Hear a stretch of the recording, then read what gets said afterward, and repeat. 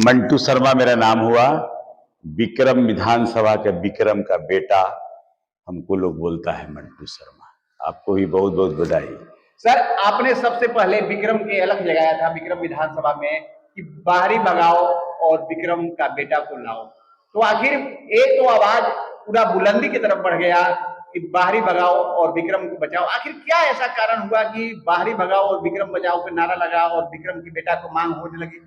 विक्रम में बाहर वाले लगातार 20-25 साल से यहाँ का प्रतिनिधि हो रहे हैं। बाहर वालों को कभी विक्रम के लिए, इस विधानसभा के लिए, यहाँ के रहने वाले लोगों के लिए दर्द नहीं हुआ उन लोगों को। आप इतिहास उठाकर देखो, जितने भी लोग रहे, अभी 10 साल का एमएलए आपके बीच है, 10 साल पहले का एमएलए गया है। एक नवाब है तो दूसरा मानसिक बीमार है। एक से मिलने 12 बजे आपको जाना होगा तो साहब उठेंगे, दूसरा जो है जिसका कोई थोड़े ठिकाना नहीं है, आप कभी गलती से बात हो जाओगे तो बोले हम तो हॉस्पिटल में पड़ल ही वह, यहाँ पड़ल ही वह। पब्लिक को सफेद झूठ बोलकर ठगने का काम करता है। जो परिवेश रहा, आज देखिए विक्रम विधानसभा का एक एमएलए हुए खदेरन बाबू। विक्रम सेंटर है, विधानसभा का नाम विक्रम है, और आज विक्रम में एक मीटिंग भी आप नहीं कर सकते हो। आज अगर विक्रम में मीटिंग की जगह होती, विक्रम में कार्यालय का सिस्टम होता, विक्रम में सामाजिक उस तरह का व्यवस्था बना होता, तो क्या हमको यहां आकर आपको आने की जरूरत होता? मैं विक्रम में ही बैठता, वहां पे आप अपने जगह बैठ सकते हो। तो अपने जगह पे फिक्स लोग आता है, सार्वजनिक जगह पे सभी लोग आते हैं। कार्यालय के सिस्टम में आपसे जुड़ा लोग आएगा, सार्वजनिक जगह पे सभी लोग आता है, और वहां बताने से लोग जुड़ने का काम करता है। तो जो आज परिवेश है, जो सिचुएशन है, ये बाहर वाले लोगों को जब तक विक्रम से खदेड़ कर महारा मनेर नहीं पहुंचा देंगे हम, मंटू शर्मा तब तक चैन नहीं लेने का काम करेंगे। जो जीते हुए विधायक है वो कहते हैं कि विक्रम में अब कोई विकास का बचा नहीं है, जो भी काम था वो मैंने पूरा कर दिया। राजा धृत, महाभारत आप लोग ने देखा ना, राजा धृतराष्ट्र का नाम सुना था, देखा होगा। धृतराष्ट्र को सबसे प्रिय अपना ही चीज लगता था, अपना ही पुत्र दुर्योधन ही सबसे प्रिय दिखता था। वैसे ही आपका राजा धृतराष्ट्र है विक्रम का जो है, उसको कुछ दिखेगा नहीं, दिखता तब जब वो आंख खोलकर दिखने का काम करता।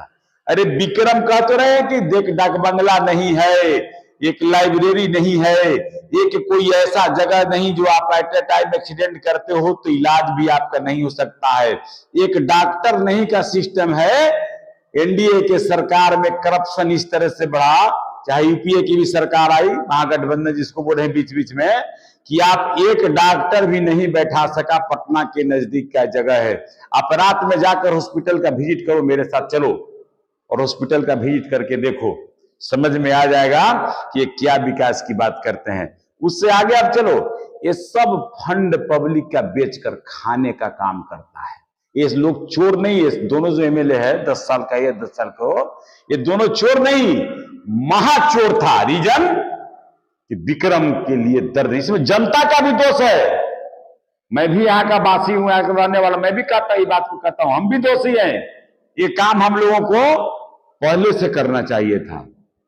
पॉलिटिकल जीवन में लोगों को बताना चाहिए था। आज मैंने बताया, लोग जागरूक हो रहे हैं, हर जाति समुदाय के लोग इच्छुक हो रहा है, हर समुदाय के लोग रोज जुटने का काम कर रहे हैं जन सुराज में।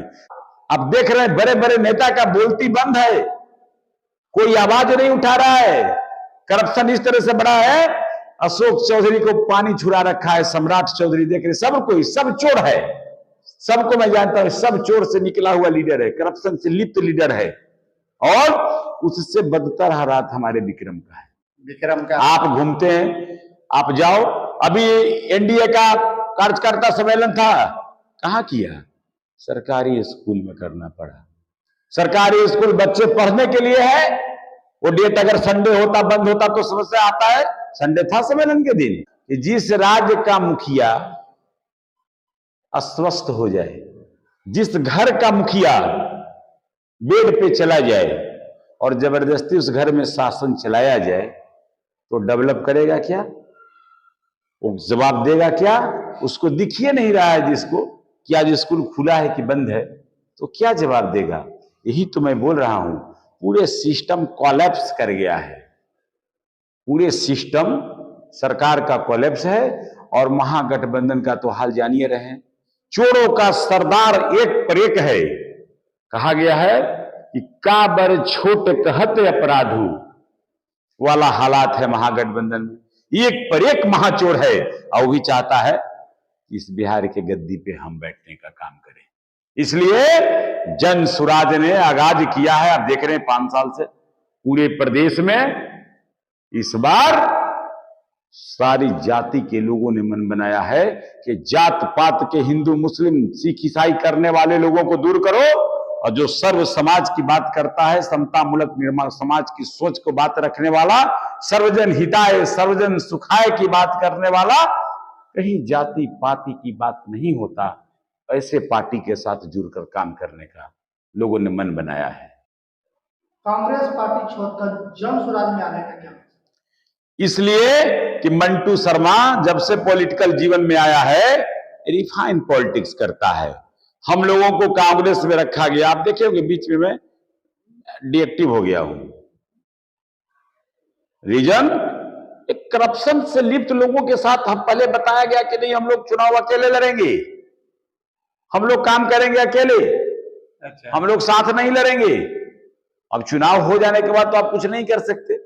चुनाव के पहले ही नहीं कोई डिसीजन ले सकते हैं। मान लो चुनाव नॉमिनेशन का डेट हो गया, खत्म हो गया, क्या करिएगा फिर? कुछ नहीं कर सकते। जो सिस्टम है लोकतंत्र में, संविधान में जो सर्कुलर है, हम लोग तो उसको बदल नहीं सकते, उसके हिसाब से चलना होता है। तो इसलिए जैसे ही हमको मालूम हो गया 1 महीना पहले कि फिर पुनः वही चोरों के सरदार के साथ चुनाव लड़ने वाला है, तो हमने डिसीजन लिया कि हम ऐसे रिफाइन लोगों के साथ काम करेंगे जहां स्वच्छ बात हो, आने वाला बिहार के नौजवानों की बात हो, आने वाले पलायन रोकने की बात हो, गांव में कैसे शिक्षा डेवलप हो उसकी बात हो।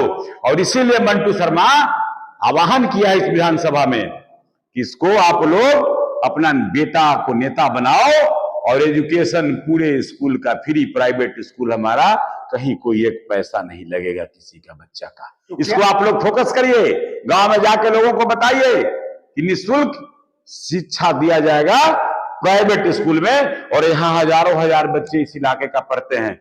बीटा में हजारों हजार बच्चे पढ़ते हैं, आगे और स्कूल हमारा उसमें हजारों हजार बच्चे पढ़ते हैं। इस विधानसभा का सभी बच्चे गरीब हो चाहे अमीर हो जैसे पढ़ते हैं, उसका फी नहीं लगेगा, सबका फी माफ रहेगा। एक बार हम इस बेटा को दो और तो गर्व से कहोगे कि हमारा भी एक नेता विक्रम में हुआ। सर, अगर मान लीजिए जन सुराज से इस बार विधानसभा में आ रहे हैं टिकट लेकर, और अगर जनता के आशीर्वाद मिलता है, तो जनता को सबसे पहला मुद्दा किस मुद्दा पर काम करिएगा? सबसे पहला काम एजुकेशन है। गांव के अंतिम पैदान में बैठा व्यक्ति के घर में जब तक शिक्षा नहीं जाएगा उसका डेवलपमेंट नहीं हो सकता। डेवलपमेंट तभी होगा, गरीबी दूर तभी जब ही होगा, पलायन तभी रुक सकता जब हम लोग उसको एजुकेशन देने का काम करेंगे। हमारा नेता ने कहा है कि जो छठ में जाएगा आएगा, अगर सरकार हमारी बनी तो फिर पुनः जाने की उसकी जरूरत नहीं है।